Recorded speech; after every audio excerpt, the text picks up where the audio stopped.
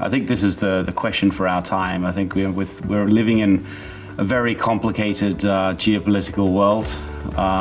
Whether it's what's happening with the change in government in the US, the US-China relationship, what we're seeing happen in Europe, it makes it harder than ever as HR leaders to navigate this situation.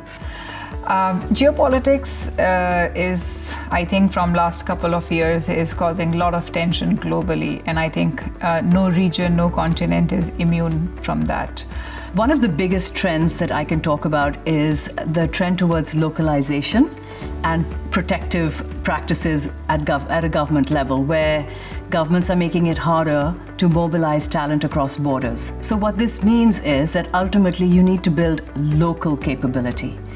So, as I mentioned earlier on, it's important that we remain embedded in our industry, that we understand the effect that what's happening globally has on our industry, that we understand the effects on society, because our workforce comes from society at large. So staying on top of trends, and being embedded in our industries, I think is really critical to the success of CPCOs.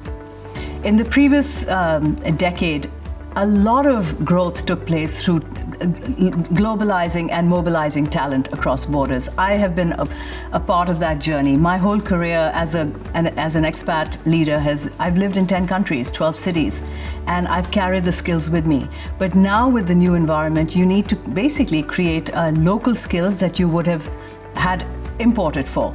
Our approach to tackling the geopolitical challenges are having enough scenario plannings. We believe that we proactively plan for those scenarios. So essentially that talent arbitrage can't happen.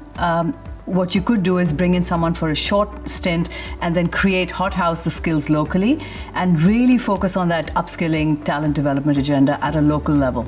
Second, what we are trying to do in the organization and making sure that we are not having political conversations in the organization and making sure that our employees feel very safe in the organization setup. I think what we don't want to do is start dividing the organization in the highly divided world today. So those are some of the approaches which we are using.